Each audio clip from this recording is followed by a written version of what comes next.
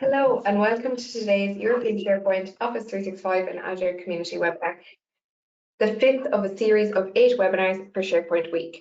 My name is Laura and I'm delighted to be joined by Emily Mancini, who will present the topic Writing for your Intranet.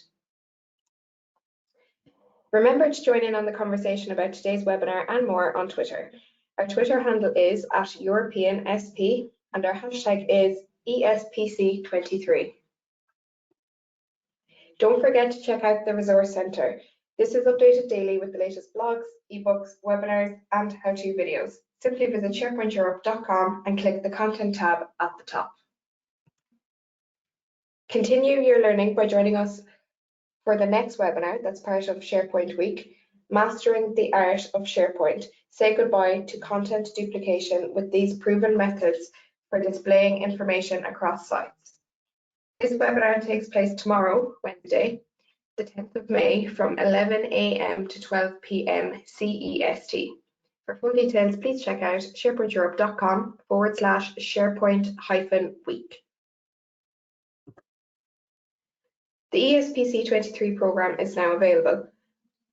This program has the most relevant topics being presented by experienced and exciting speakers in the Microsoft 365 and Azure space. Across 4 days, there will be over 100 world-class speakers, 120 sessions, great networking, connections, parties, great food, a beautiful and accessible capital city, and more. Prepare to hear the latest on Microsoft Teams, Microsoft Viva, Copilot, Search, AI, DevOps, SPFX, and not forgetting the all-important Azure and security sessions. Further sessions will be added to the program throughout the year, ensuring that we have the latest and most relevant sessions post-Ignite 2023. We hope you find something on this program that could have a positive impact on your learning, your connections, your career, and your customers. Be sure to get your tickets now and lock in the best deal possible. You can visit SharePointEurope.com/conference/schedule/2023 to view the full program. The early bird sale for this year's European Power Platform Conference is almost over. We are now sold out of 3-day tickets for the European Power Platform Conference 2023, but you can still get your hands on some 2-day tickets while they're still available. The European Power Platform Conference dives into Microsoft's Power Platform stack and provides a host of professional development opportunities, which includes 3 inspirational keynotes, 6 expert full-day tutorials, and over 85 specialist sessions delivered by global Power Platform experts and Microsoft corporate and community leaders. Gain expert insight and hear the latest innovations across Power Apps, Power BI, Power Automate, Power Virtual Agents, and Power Pages. Be sure to visit SharePointEurope.com/European-Power-Platform-Conference-pricing to grab your tickets while they're still available at this amazing price. After the webinar, we will have a questions and answers session. Type any question you might have into the questions window. Questions will be answered at the end of the presentation. Or if you have any questions throughout the presentation, Emily has kindly let me know that she'd be happy to answer them as they come through. This webinar will also be recorded and added to the Resource Centre, when you will be notified by email when it is available. And now I'm going to pass you over to today's webinar presenter, Emily. Hello, Emily. Hello, thanks for having me. And thanks for joining us. We really appreciate it. All right, is my screen coming across okay? Yeah, looks great. All right, let's dive in. Thank you everybody for joining me for Writing for Your Intranet at ESPC SharePoint Week. My name is Emily Mancini. I'm a principal architect at Simpraxis Consulting. I am an information architect and UX specialist, so I focus on out of the box, and I'm master certified by Nielsen Norman Group, who are the world leaders in user research. So you're going to hear me referencing them a ton today throughout the presentation, and there's a bunch of different studies that they've done that I have linked at the bottom of all of the slides as well, if you want to dive in and learn a little bit more.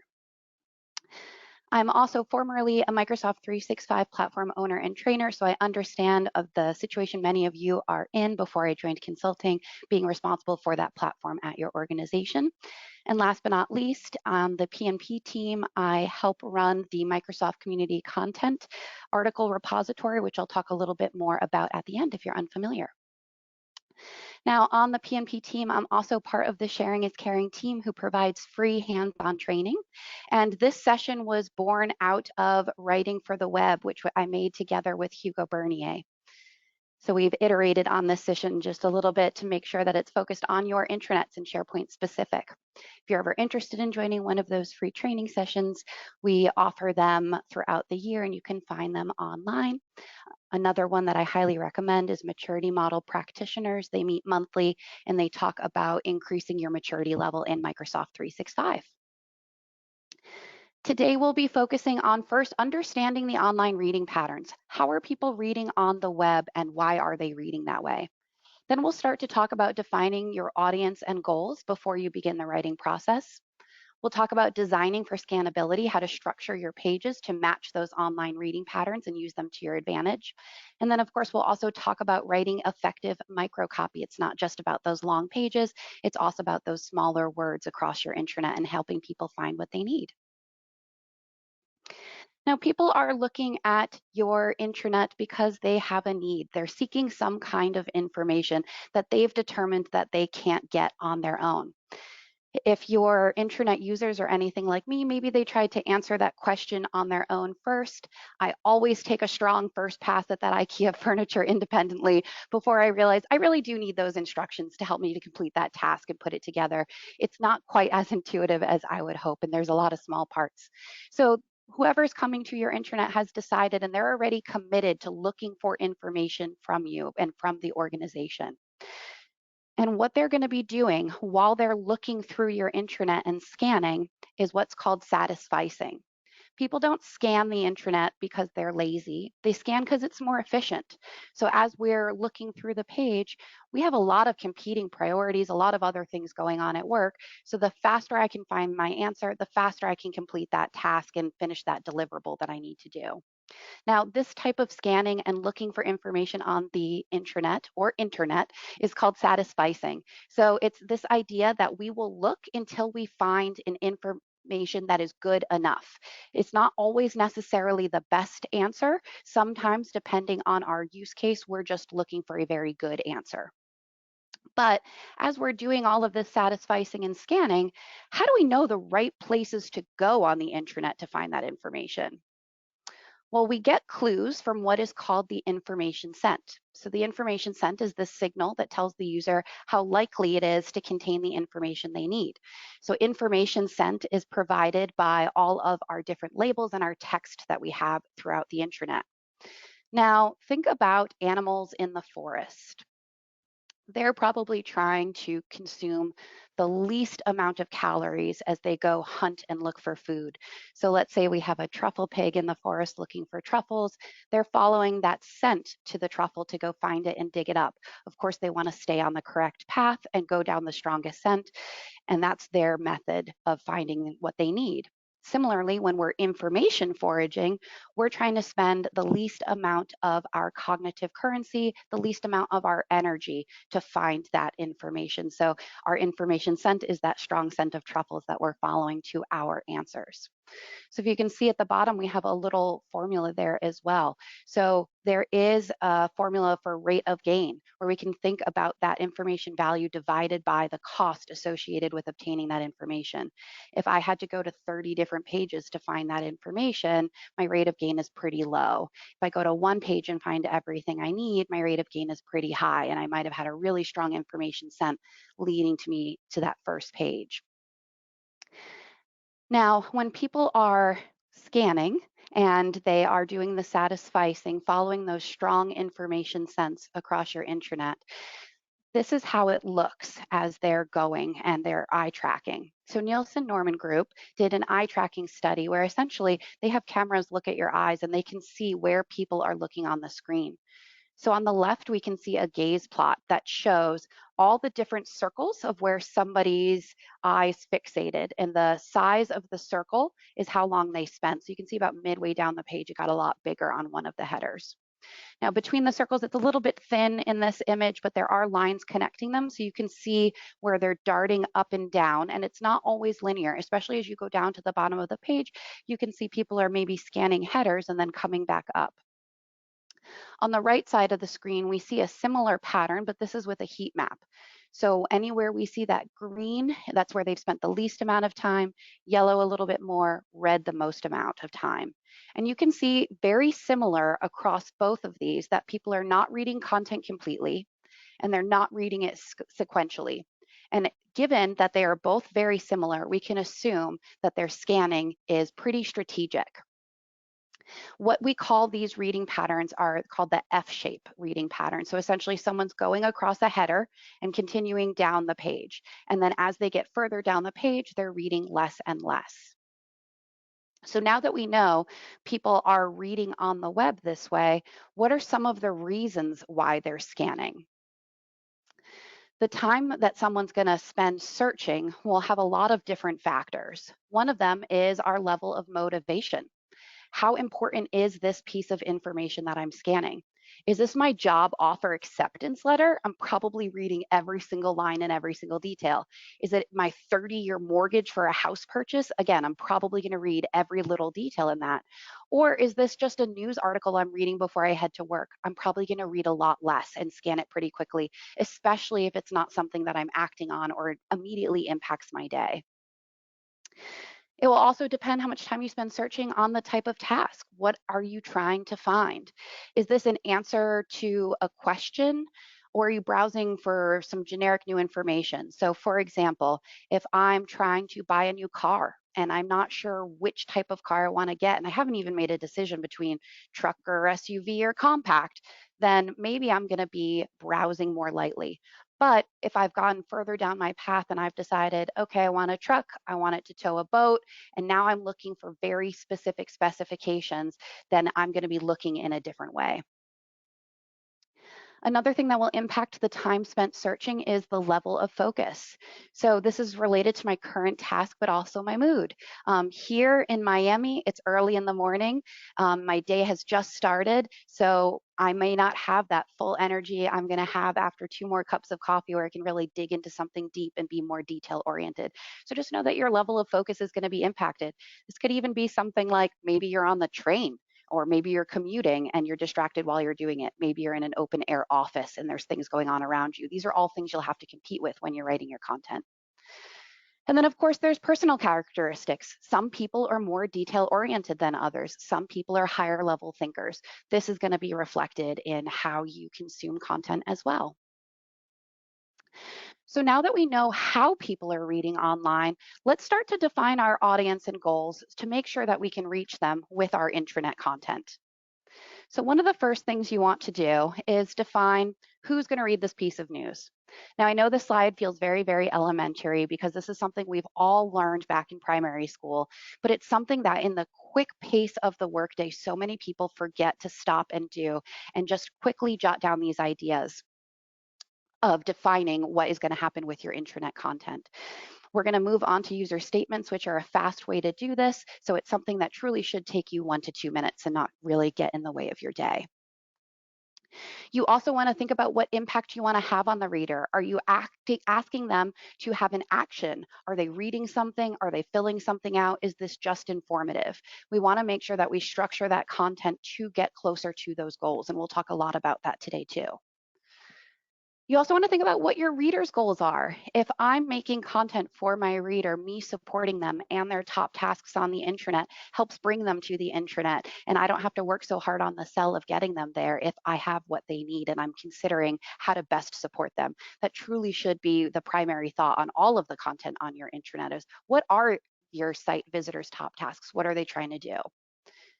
And then, of course, how are you going to measure success? What's the outcome that you want from this? I worked with one organization, for example, where we focused really hard on their human resources content because they had it all on the intranet, but they found that people were still coming up and asking questions.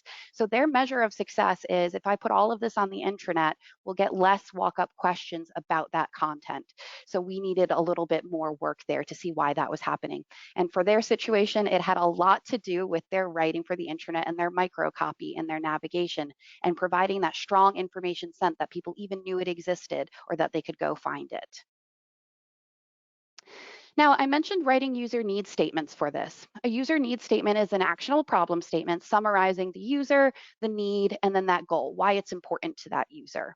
So for example, on your intranet, you probably have a lot of individual contributors. They need to understand the shifts to company strategy so they can make informed decisions on reprioritizing. Probably a great reason why you share news on your intranet. There's a bunch of different roles that you'll want to consider. You'll also want to think about a new hire. A new hire comes to your intranet because they need to identify benefit options and they're doing it for the first time. So don't forget that there's a lot of people that come to your intranet who are brand new to the organization and they don't necessarily have all the institutional knowledge that you do. So you want to make sure that you're also including content for those first time users.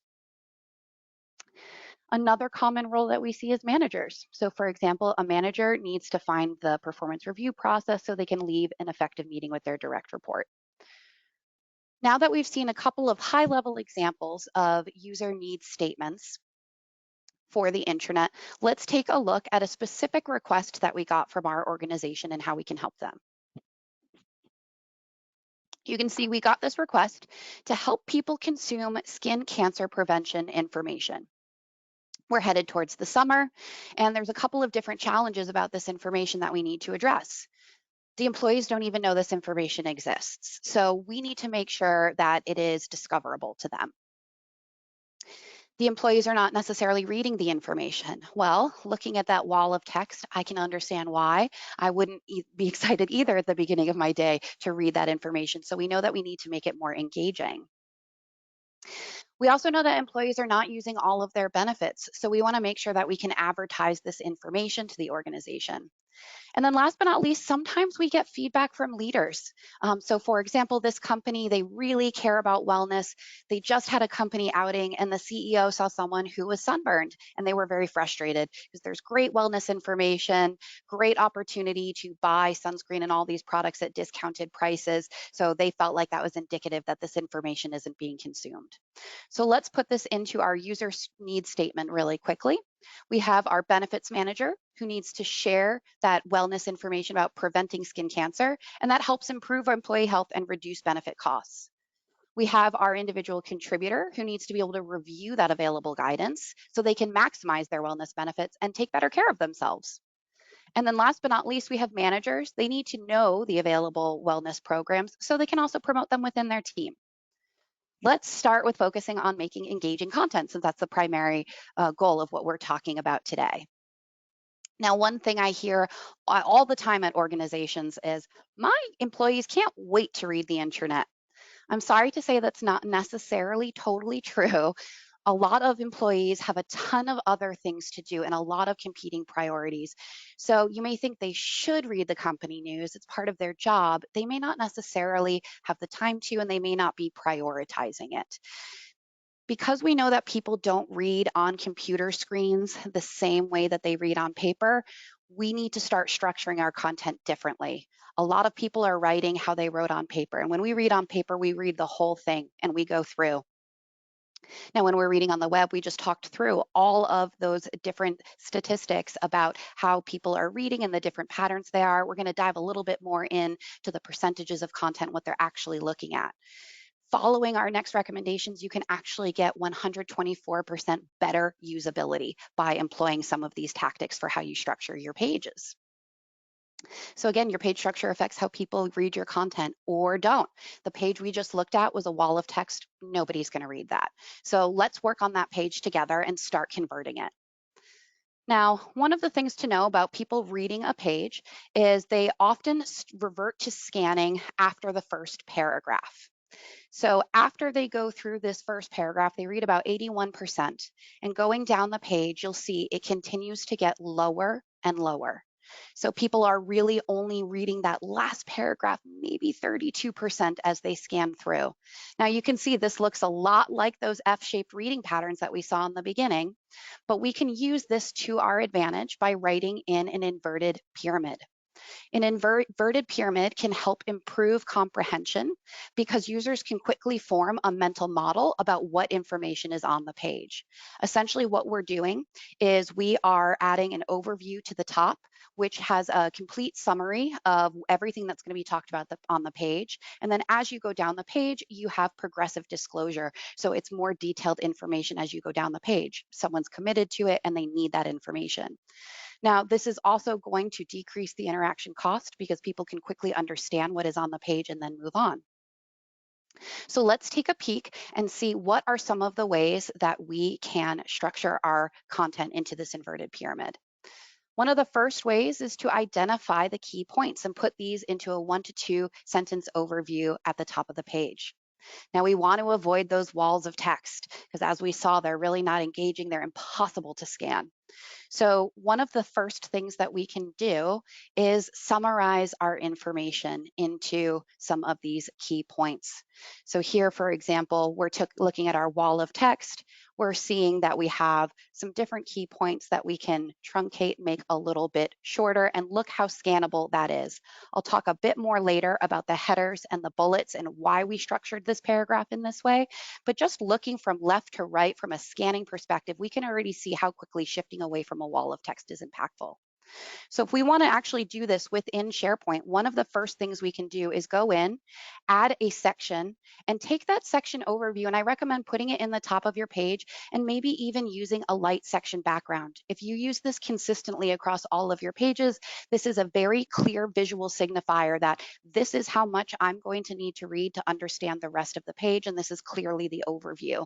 And once you have that consistent pattern across your intranet, it makes it easier for people to predict. Now, once I have that overview, the next thing I want to do is rank my secondary information and put these into content chunks with clear headers for the rest of the page as I continue my progressive disclosure. Now, another thing that we have within SharePoint Online pages is our header styles. So you can see here, I'm typing in a header for this paragraph, not really scannable until I use that header style, and it makes it large and bold. This isn't just great for people who are going to be scanning and trying to find information, but it's also really important for accessibility for people who are using screen readers. Make sure you do use the correct header styles. There's headers 1, 2, and 3. So they are related to each other. So if you are going to write a section with a header and then a subheader, make sure you use header 2 and then header 3, for example. Now, these headers aren't just great for scanning and people with screen readers and for accessibility, but they also help us add a summary. So one of the things that we often talk about in writing is this idea of above and below the fold. And that's usually related to newspapers, right? It's this idea that it's folded in half and all the headlines above the fold are going to get higher prominence.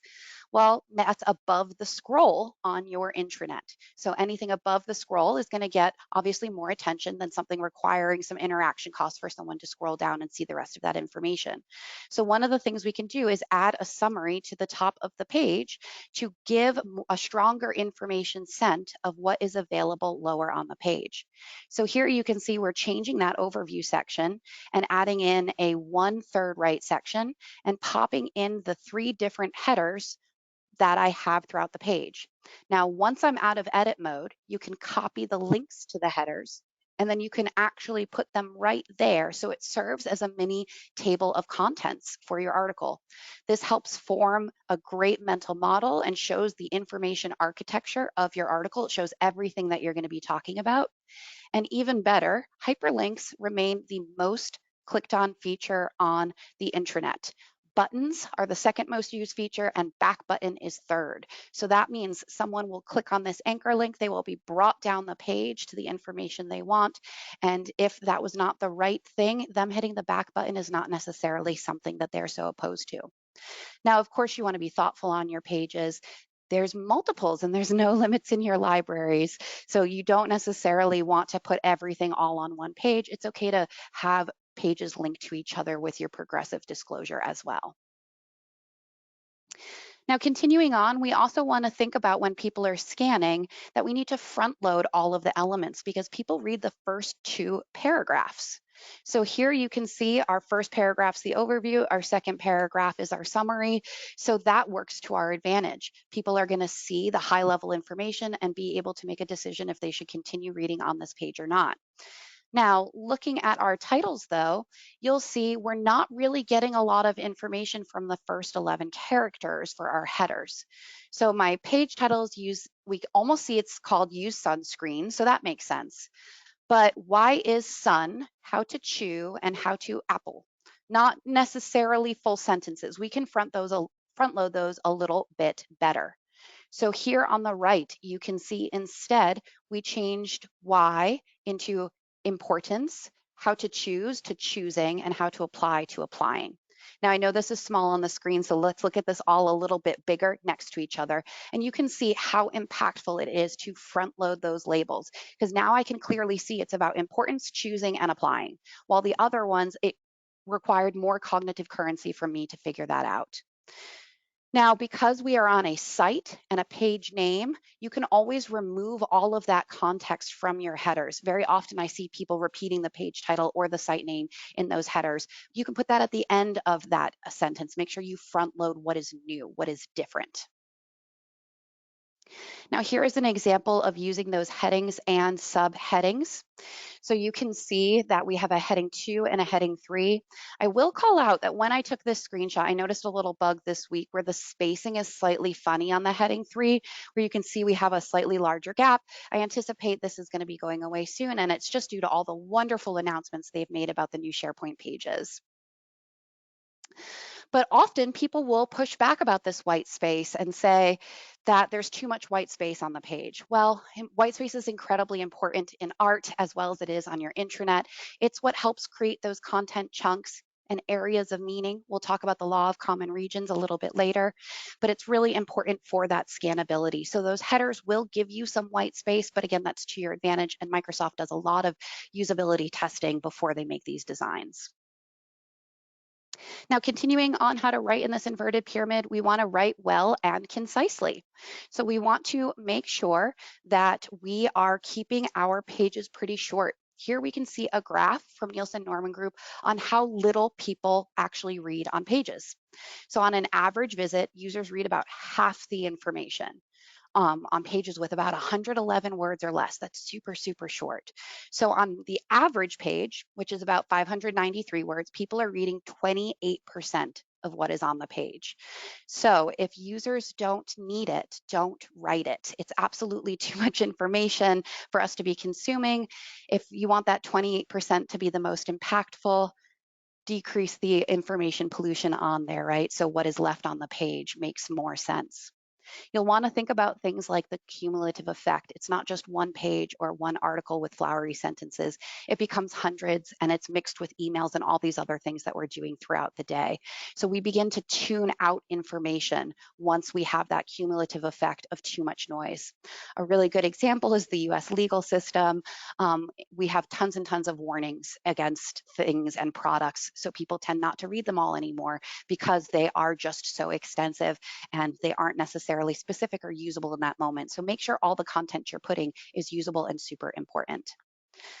Now, one of the readability statistics that you can use to help keep your content succinct is this Flesch-Kincaid reading ease. So it's this idea that you want to keep your word count as low as possible. You want to keep your sentences short, about 15 to 20 per sentence. And then Flesch-Kincaid ease is a readability formula that measures the complexity of your written text. So it will calculate the ease of comprehension, and it'll give you average number of syllables per word, average number of words per sentence, and then that resulting score is on a 100-point score. So you're trying to get higher than 50 on that score. Now in the US, we also base it off of lower grade levels. So you can see for transition pages, those are like navigational, we have grade 6. And then when you get to the content, it's truly 8 to 10. So there's not a lot of college or university level writing. There's a couple free tools that you can use. Microsoft Word actually does this for you in the application. And then there's also the Hemingway app online, which I am a big fan of. Now, you must be wondering, why am I recommending these free tools when we've just announced Copilot in SharePoint? Well, Copilot in SharePoint is very exciting. They're going to be combining the power of large language models with your data in the Microsoft Graph and all of Microsoft's best practices about making those compelling pages. And that will be exciting when it comes, but that's announced as November 2023. So we still have a lot of time before then where you can use your language to help define those pages.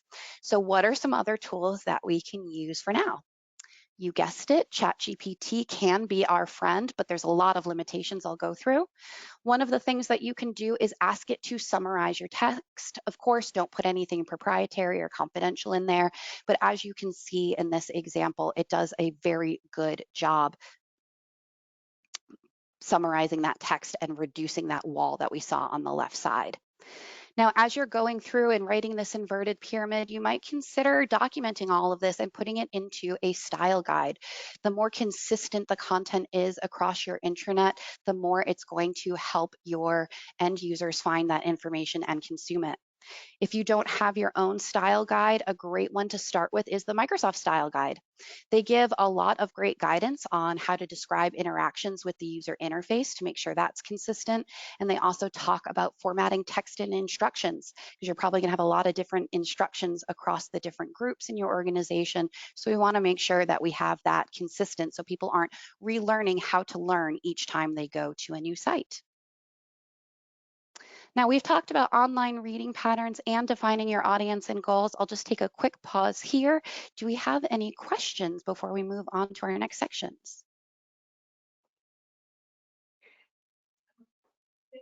Doesn't seem to be any questions in at the moment, Emily, so I think you're good to carry on. Okay, great. All right, so continuing on for designing for scannability.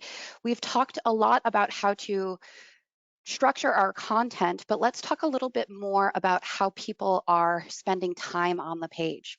Not only are they reading less of it, right, about 28%, they're also reading it 25% slower. So they're not consuming all of it, and it's taking it much longer for them to go through that content. So we want to make sure that we're making it easier to scan. We really need to focus on the visual hierarchy. Now, looking at this slide, you probably already had some elements stand out already. So visual hierarchy is this idea that in the visual patterns, some things will attract more attention. So stand out and attract attention are bold and yellow. We even have a red tulip there on the screen. So all of those items might have stood out a little bit more to you when you first looked at the slide. You probably didn't even need to read all of the other text. You read visual hierarchy, stand out, attract attention, and probably understood what this slide was talking about. And that's really what we want to be doing with our content, is not forcing every word to be read, because realistically, that's never going to happen. So let's take a peek at using section backgrounds to use visual hierarchy to our advantage. Now, on this page about using sunscreen to prevent skin cancer, our most important part is actually applying the sunscreen. We want to make sure, that's our end goal, that we want to make sure all of our colleagues put on this sunscreen. We have that summer outing coming up, and we really don't want another situation of red faces across our company photo. So here you can see I'm immediately being drawn down the page. And if we look at them side by side, you can see how it is the strongest area on the page. Now, it's not just a section background that can give you a stronger visual hierarchy.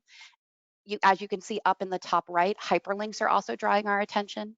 The headings and subheadings draw our attention. The dark section background, which we just did together. Numbers or bullets also do as well. So earlier on in my first example of wall of text, that was for applying sunscreen, and you can see we transitioned that all to bullets, and that really does help draw the eye with the addition of the dark section background. So feel free to combine some of these as well to make sure that you really are pushing the visual hierarchy in that direction. Now, when you're using numbers or bullets, always remember that numbers are sequential. It's not you want to use bullets when it's not being done in that specific order. So for applying sunscreen, this was a smattering of tips. It's not in order that you're supposed to be doing, which is why we used the bullets. So be very careful on those. Another thing that will draw people's eyes are the large imagery, or of course symbols. So anytime you have like the registered or trademark on a word, that's going to make it stand out on the page. Now, visual hierarchy isn't the only way to draw people's eyes on the page and provide meaning. We can also provide meaning through the law of common regions. So this is how you structure your pages. So earlier we were talking about white space, and this idea that white space helps us create content chunks and make things scannable.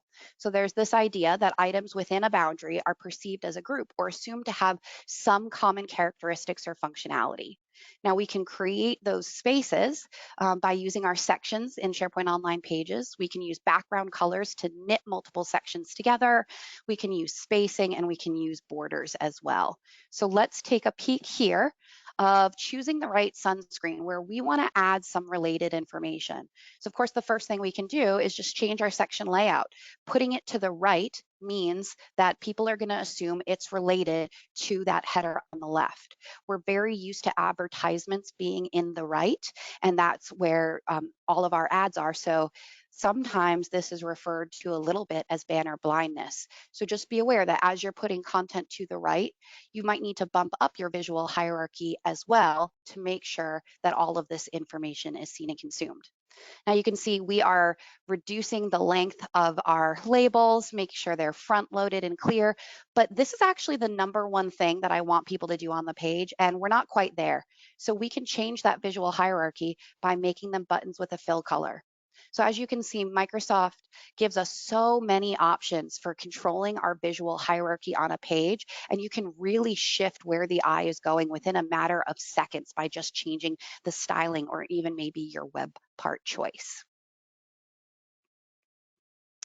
Now, I did reference that you can add images and that they can be a great visual anchor on your page, but you also want to be really careful about how you use images because there is such thing as overusing them. Here you can see way too many images. I'm not exactly sure where to look. Now, when you're using images, it's always best to use someone you know. Some of you may know my colleague here, Mark Anderson. We work together at Simpraxis and on Microsoft Community Content.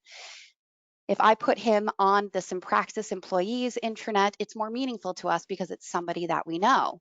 But be careful where you place images on the page, because here you can see Hugo made this wonderful animation of putting Mark up in the top right with his hand pointing to the right, actually draws our eyes and attention away from the content.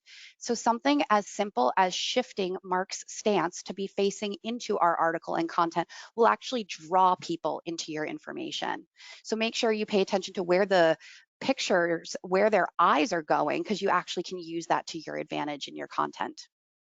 Now, one of the other things that got announced were advanced image editing. This is coming in July 2023. So this is something where you're going to have a lot more control and freedom to make really engaging images and different shapes throughout your page. They also announced a lot more capabilities coming in design, so branding and theming, typography and fonts, grids and layouts, video and imagery, animations and motion. We're not going to talk about that today because that's not your writing, but of course, anytime you add this multimedia content to your intranet, it will be incredibly impactful. So don't leave those elements out just because we're focusing on writing today. I do absolutely recommend embedding multimedia content, and we'll talk about embedding a little bit today too. Another thing that you can do with your imagery is also control it by making organizational assets. So you can pick out branded imagery for your organization on things that make sense per regulatory reasons at your organization if you have limitations on that. For example, sometimes biotechs use patient imagery. Now, anytime you use an image, it's incredibly, incredibly important to add your alt text, because again, you want to make your content accessible and you're thinking about people who are coming to your intranet with screen readers. Now, here's another situation where if you're using images from the intranet, ChatGPT can be our friend here.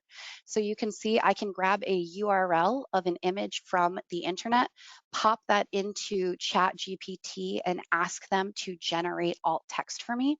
And what they will actually do then is give me this long paragraph description. Of course, you can't do this with any images that are confidential. You can always find one similar on the internet to then put into ChatGPT as well if you're struggling with your alt text. Make sure it's about the context of why you're sharing that image. Now, I've been referencing ChatGPT a couple times, so let's spend a little bit more time on it. Nielsen Norman Group recently just did a study. It was just released on April 2nd. And this is my favorite quote from the whole study, is that the measure of a professional tool is not whether it does something wrong when you deliberately abuse it. The question is whether results are good when the tool is used as intended. So they did a study on 444 participants across a bunch of different fields: marketers, grant writers, data analysts, human resources professionals, and they had to write 2 business documents, one independently, one assisted by ChatGPT. And they measured the time spent and the quality from 1 to 7, 7 being the best. And what they found is that there was a 10-minute reduction in task for productivity improvement of 59%. Now, I don't know how many tasks you have during your day. Let's pretend it's 20 and you save 10 minutes across 20 tasks. That's a ton of time in your day that you're saving. They also found that there was a quality improvement. So the documents actually got better when they started to work with ChatGPT. And it helped reduce skill inequalities because essentially people weren't getting stuck on drafting it. They were able to spend more time on editing. So we're really getting closer to our end goal, which is where we're spending our unique time. What's special to our organization is usually when you're editing that content. Now, there's a lot that ChatGPT can do for you, but there's unfortunately a lot that it cannot do for you. And one of them, which is most important, is keep that work information confidential. It can't fill in gaps of knowledge from any of your proprietary content. It's not going to front load labels for you, unfortunately. I tried really hard to get it to do that this past week, and it has not been able to. And it's also not applying all these writing for the web best practices. So there's a checklist at the end. Everything we're going through today, you'll still have to want to check content for. And it's not always going to be accurate. Now, what are the ways we can use it? You can give it your long content, of course, which is not confidential, and it can help you identify content chunks. Within those content chunks, it can help you summarize them. It can help you change the tone of your content as well. As we just saw, it can help create your image alt text. It can fill in gaps of knowledge with publicly available content. I use it very often for this, kind of like a quick replacement for a search engine when I'm just searching for some different terms. And it can also generate terms in plain language and help you define those acronyms. So sometimes I use it kind of like a translator from business speak back to plain language. Now, embedding content into these pages is something that's going to help that I just referenced with our cognitive currency, right? So we're asking all of our colleagues to go complete tasks and they have their jobs to get done. So if we embed the content in the page, instead of asking them to click a link and go elsewhere, we're actually making it way easier for them to find this information. So here we're dropping in this PDF document and then people can consume it right there and it still has one source of truth. I highly, highly, highly recommend doing this for news, which we'll talk about as well. Hi, Now, Emily. Sorry, do you mind if I just interrupt you there with a question? Sure. So someone is asking, how can they add organizational content? Sure. Add organizational content to the intranet or to ChatGPT? They haven't actually specified, but they might pop in. Okay. When they specify, let me know and I'll pop Yeah. back to that one. Will do. I guess I could answer both. For ChatGPT, I'm not sure because I'm not a developer, so that's not the way that I interact with it. And then when it comes to bringing in your organizational content to your intranet, I strongly recommend Pages and Documents. One of the things that's coming in October 2023 is this new content pane we see on the screen, where when you upload things to your libraries, it's going to make it a lot easier to drag it over. And then it's also going to be providing some design ideas for how you structure your pages. And that's coming in January 2024. Brilliant. Thanks a million, Emily. So what we just went through today was this transition of this page on our left to what we now see on the right. So you can see completely different content from that wall of text. We've employed writing in an inverted pyramid using visual hierarchy to our advantage, and we've really thought about all of those online reading patterns. Now, this isn't the only type of content on your intranet. It's very likely that you also have news, and we've been just talking about intranet pages. Now, great news for you. SharePoint pages are also static and dynamic, so you can actually separate out your content. Now, across a couple different organizations, I've migrated 10-year-old intranets, and over 80% of that content was news. So I promise you, you do have news on your intranet. There is some kind of dynamic content that is date related, and that's really what we're talking about pulling out. Now, why is this important? So if we take a look at this infographic from Happio around intranet effectiveness, 85% of employees said they're most motivated when management offers regular news updates on company news. And they're 4.6 times happier when they feel like their voice is heard. So what we're going to talk about a little bit is moving news out of email and democratizing your news and putting it into your intranet. The average office worker gets 121 emails a day. Some studies say more than 200, and about 87 of them are not even relevant to us. So if you're sending your company news right now via email, they're getting it with all of the other emails. So everything else under the sun is coming there. It's getting mixed in action items, ads, anything else. In the US, so many ads, unfortunately. So this volume of email isn't the only thing that's challenging about sharing news that way. There's also no organizational memory. So if I'm a new hire, I don't know about the news from last week unless my email inbox was made. There's less engagement. People aren't necessarily going to comment because it's a reply all situation. So using SharePoint news with comments on pages and thumbs up, you'll get a lot more engagement. There's a lot more distractions in our email because, as I mentioned, everything else is in there, some action items, some ads, maybe even my spouse asking me to pick something up for dinner on my way home. And then depending on your licenses, there's also limited analytics. So you may not be able to see how much information people are really consuming. And of course, there's also limited search capabilities. It's dependent on what you've saved in your inbox for what you can find later. And for the people posting the news, there's no undo redo. So if someone has a clarifying question that you want to add, or you made a mistake, the only thing you can do is send another email and then someone might miss it. And there's not a lot of integration with Microsoft 365 today, but there's a lot more coming that we can talk about. So I highly, highly recommend people do start to utilize SharePoint News if they haven't already.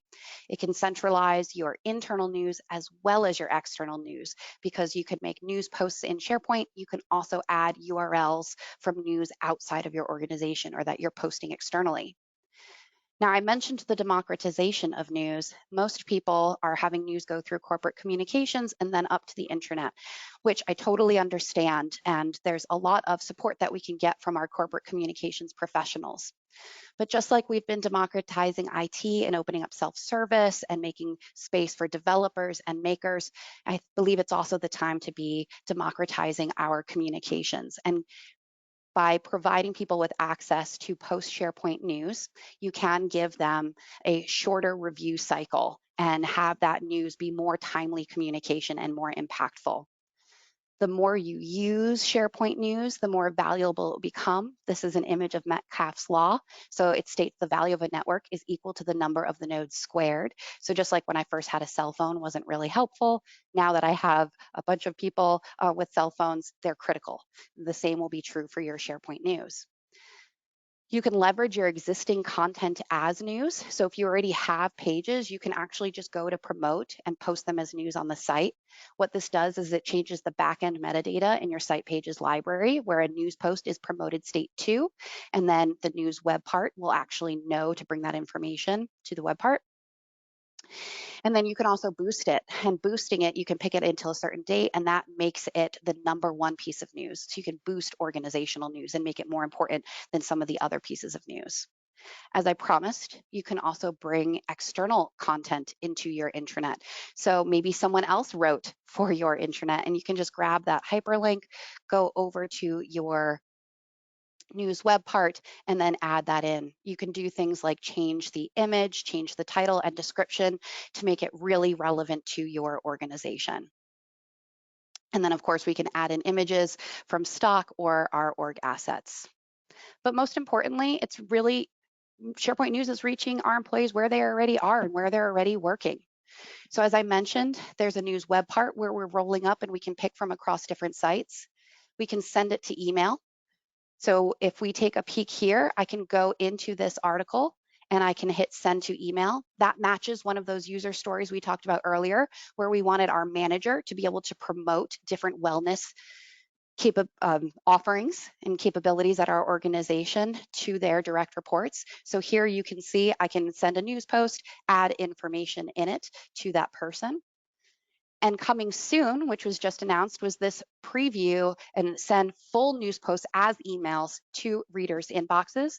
This is a moment in time from when you first sent it, so be thoughtful about that. But they are coming out with 6-page templates to help create engaging news right in your inbox. And this has a July 2023 rollout start, so it's coming this summer. News is also in your app bar, so when people are working in Teams and navigating to your intranet, this is something that they can find. And then, of course, it's at Viva Connections, and even in your SharePoint mobile app with push notifications from the sites that you're following. Now, you could do different things like filtering the news to surface the content in the right context. So if you do things like make a site column, for example, you don't just have to filter by the site, you can start tagging individual site pages. So here, for example, we're looking at a demo of changing the news web part into filtered just specific to a news category for COVID-19. And you can see there right on the left how quickly that information is updated and changed. So think about reducing your content and showing what's most important to your employees. Again, you can still have that organizational news, so you can still have something distinguished as official company news. And then you can send out news digests. So these can be sent to people for a summary of any key things that happened this week that they missed. So for example, we want to send out a news digest highlighting the sunscreen as well as some new announcements, because this is a travel company that we worked at. We want everyone to know that there's some airline cancellation delays. Those rules are changing this summer. When you make this news digest, it helps add to that organizational memory, because not only are you sending a email of this newsletter, but you are also creating a SharePoint page, which will always be available in your site and is possible to find via search, or you can add to navigation. Now, something you want to think about when you're writing across all of your intranet is how can you be more consistent? So here, for example, we're using a news template, and you can see in the right, when we use page templates, we get rich previews of how that page layout is set up. And what I recommend is if you're going to use page templates, put your actual instructions in the page of what you want people to do. So here, for example, you can see we're referencing all of those writing for the web best practices right there in the page template. So when someone's brand new and they're making news, they don't even need to go to another destination or add that friction for them to go find that information elsewhere. They just have it right here and can start focusing on their news. Now, I do want to call out, page templates are only available per site collection. So if you make it in one site collection, you'll have to remake it in another site collection, or consider one of these template options. You can use third-party migration tools like ShareGate, third-party template tools like Orchestry, or you can use the PnP provisioning templates to make your own site templates. That does have Pages API in it. Now, looking at an overview of all the announcements that we just made through that section, just to call out some that I didn't mention, is that Pages co-authoring is also coming, preview now and general release in early 2024. So not only do we have all of these great things to help us create our content, but we also have our colleagues in there with us helping to write it out. I'm going to just hit these two very quickly. These are your roadmap IDs for all of those different items. Huge thank you to Sue Hanley, who pulls this together every year. And it wouldn't be writing for your intranet without a quick hit on microcopy. So just remember not to forget about it. I referenced it at the beginning of the session, but essentially microcopy is all of those small pieces of text that you have, all those labels, instructions, and button text, confirmations, error messages, navigation. And this is where you can provide really strong information sense. Now, when you're writing your microcopy, it's incredibly, incredibly important that you deliver on your link promise. So as Nielsen Norman Group says, a link is a promise. Any broken promise, large or small, chips away at trust and credibility. Every time you provide a link that doesn't go where it says it will go, you're eroding that trust in your intranet. The more trust you erode on your intranet, the less likely they're going to go there for information. So make sure you're really, really thoughtful about what those labels are and they match where people are going. There's also this law in UX called the peak end rule. People remember how they felt at the beginning and at the end of the task, not necessarily all the great stuff that happened in between. So if it started out great and ended badly, odds are they're going to remember it pretty badly just from that one link, unfortunately. Another thing you'll want to think about is the language that you use. So here you can see, for example, on birding, I'm new to the organization. What could this possibly mean? I know I work in an organization with a bird name, so they're very punny, but that's not really helpful when I'm trying to find information on my first day for onboarding. So make sure that you utilize unencumbered prose as you write on your intranet. Of course, that's a joke. Use plain language. We want to make sure that you're putting things in layman terms. There's no idioms, redundancies, pointless modifiers, or meaningless generalities. And anytime you're going to use an acronym, make sure you define it, because not everybody is going to know that acronym. People are coming to pages via search. Last but not least, let's address your link labels. Know more, learn more, and click here. What does it lead to? Not a clear information sent. If there's a bunch on the same page, do they all go to the same place? And then of course, accessibility challenges for people with screen readers. So here we have Beach City Wilderness, learn more, learn more, learn more. This is kind of what it's like with a screen reader. We don't really have that context. So it's really important to use the 4 S's for encouraging clicks, and you can make better link labels. So as you can see here, we have beach, get some sun, city, take in culture, wilderness, observe nature. The 4 S's are we want to be specific, we want to avoid generic language and jargon and be clear and deliver on that link promise, which is sincere, our second S. We want to make sure that they're substantial, so they are long enough to differentiate from each other, but they're also succinct, so they're not so long that we lose our readers. So again, those are specific, sincere, substantial, and succinct. Now, this is incredibly succinct. This is our news web part in the carousel mode. And I just want to call out that carousel mode really obfuscates a lot of information sent, so I don't recommend it in most situations. 80% of readers will only see that first story. And then as you can see here, we're missing out on the news web part on things like the site it's coming from, the beginning teaser text, as well as the author and how recent it has been. So just remember that your microcopy can also be provided by Microsoft, and that can also be important in your interfaces. I know that was a whirlwind tour of all the different things you can do for writing for your intranet. So here we have a writing for the web checklist and a web accessibility checklist that goes over all of the information that I just spoke through. And then we have a lot of different resources for you as well. These were linked at all of the bottom of the slides, but I want to call out the last one, what to do after writing for the web. Hugo and I wrote that originally for our Sharing is Caring session, but it applies to this as well. If you have anything, thoughts around different better practices that you've done when you've been working with Microsoft 365. We're always looking for new articles in Microsoft 365 community content. I'm one of the repository owners with Mark Anderson. So if you have an idea for an article of why you've made a decision in Microsoft 365, we'd love to have it. And of course, apply all of these writing for your intranet best practices, because it's also writing for the web when you put articles into Microsoft 365 community content. Thank you all for your time and attention. Any other questions? Thank you, Emily, for a great presentation. And it seems like everyone has really enjoyed your presentation as well, as I'm getting a lot of comments in here. People are saying thank you, great presentation, so well done on that. So I'll just jump into the questions part now.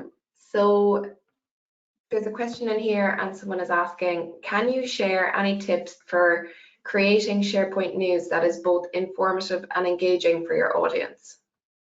I think it's really important to start with those user needs statements, because what's going to be most engaging for your audience is helping them with their top tasks. So really knowing what the user needs is the first step, I would say. And then, of course, when you're making that engaging content, we have a really wide range of users at our companies. So making sure you understand some of the demographics and preferences is important.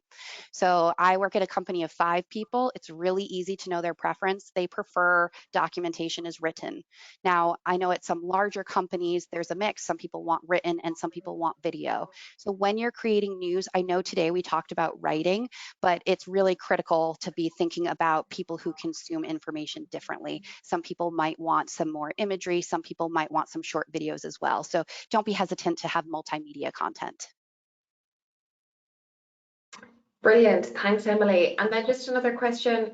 Someone wants to know if you could discuss any emerging trends or technologies in the world of SharePoint and intranet content creation. Sure. So I think when we see what is happening on our intranet content, we are seeing a lot of that democratization of content creation. So, and Microsoft is definitely releasing products to match that. So if you look at things like Viva Engage with storylines, where we individually can make our own videos and share them with the organization, I'm seeing a ton more video content coming out across organizations. Microsoft also released on those organizational news sites, you can use a stream video link. So when you save your video to your SharePoint library, all the goodness of stream is now in there. And you can actually grab that link and add it as a video news link, and that will also come up in your Viva Connections feed. So I'd say we're seeing a ton of video as preferences for learning content is changing. Brilliant. Thanks again for answering that question. And there's just one more question in here. So someone is asking, can you provide some examples of specific web parts that are particularly effective for enhancing user experience on SharePoint Online pages? Sure. So I can tell you my most used and kind of those use cases. The file and media viewer is a must because so often when you're sharing news, you're probably referencing some other document or something else on the intranet. You can use file and media viewer to bring in the document from that source of truth, or you can use embed and you can even link to another group's page and kind of have a 1/3 left section where you talk about why their page is important and provide that all right there in context for them. Another web part that I really like to use is quick links. As you saw in this demo, you can change the visual hierarchy so quickly. There's even a tile mode, which you can kind of use across the page and has rich images. So that can be really powerful. And then last but not least, specifically for trying to get action from people, the call to action web part's really great because you can put an image behind, you have a title area, and then you have the button, which is your call to action. So you can provide a little bit more context. But I do recommend take a peek at lookbook.microsoft.com because they do a really good job of combining web parts in engaging ways. And they actually can add that page, that site to your tenant and hit edit mode and kind of experience what it's like too. And that can be really inspiring for how you can structure your content. Amazing. Thanks, Emily, for that. So that seems to conclude all of our questions. So just on behalf of the ESPC community, I'd like to extend a huge thank you to you again, Emily, for taking the time today to carry out this webinar. We really do appreciate it. Thanks so much for having me. And if anyone wants to continue conversation of writing for the intranet, you can always find me on Twitter at Mancini. Brilliant. So that is the end of today's webinar. You can find this webinar and more at sharepointeurope.com/resource center. That is it for today, folks. Thanks again to all of you for joining us today. Take care, and we hope that you'll join us again for more learning. Bye for now.